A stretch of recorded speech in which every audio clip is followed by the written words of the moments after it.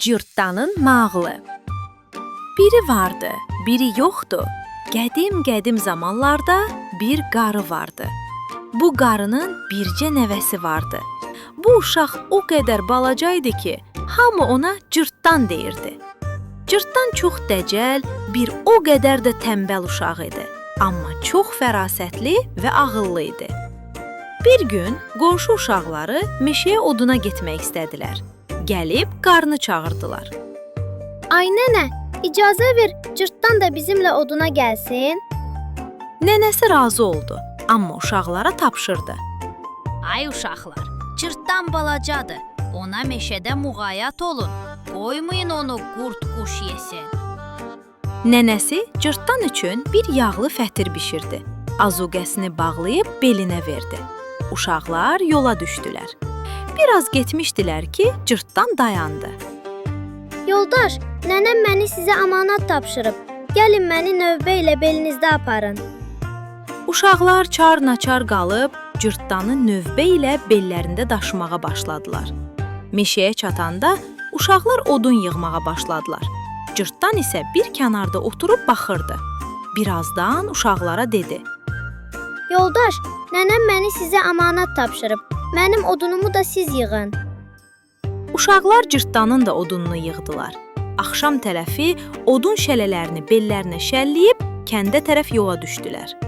Az getdilər, üz getdilər, dərə-təpə düz getdilər.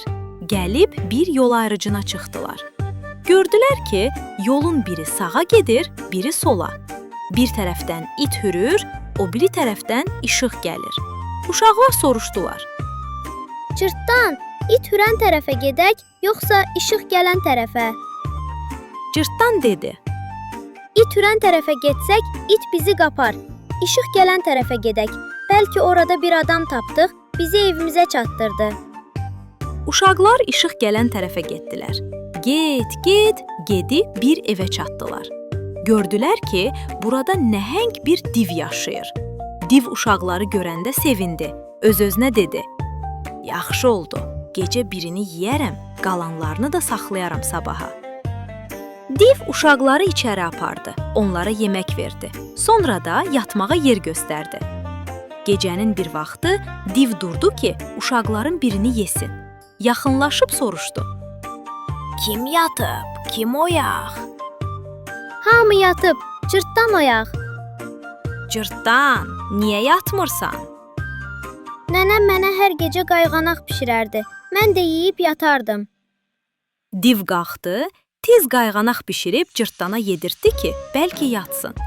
Biraz keçdi, div yenə soruşdu.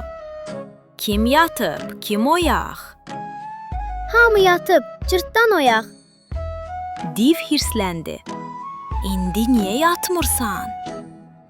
Nənəm hər gecə mənə xəlbirlə çaydan su gətirərdi.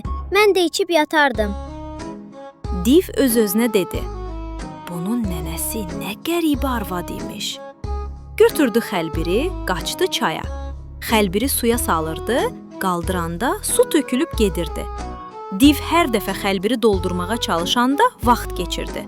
O tərəfdən Cırtdan tez yoldaşlarını oyatdı. Durun, tez qaçın, div bizi yemək istəyir. Uşaqlar dərhal durub qaçdılar. Gəlib çayın kənarına çatdılar. Cırtdan gördü ki, div çaydan qayıdır. Uşaqlar tez çayı keçdilər. Div çayın kənarına çatanda uşaqları o tayda gördü. Nərildəyib soruşdu. Ay uşaqlar, o tayı necə keçdiniz? Cırtdan hiylə ilə dedi. Get bir dənə dəyirman daşı tap, keçir boynuna, özünü at suya, onda keçərsən. Div axmaq idi, Cırtdanın sözünə inandı. Getdi böyük bir dəyirman daşı tapdı. Keçirdi boynuna, özünü atdı çayın dərin yerinə. Daş ağır olduğu üçün divi suyun dibinə çəkdi və div boğulub öldü. Cırtdan və yoldaşları sağ-salamat kəndlərinə çatdılar. Göymən onlara çatdım. Göydən 3 alma düşdü. Biri mənim, biri nağıl deyənin, biri də qulaq asanların.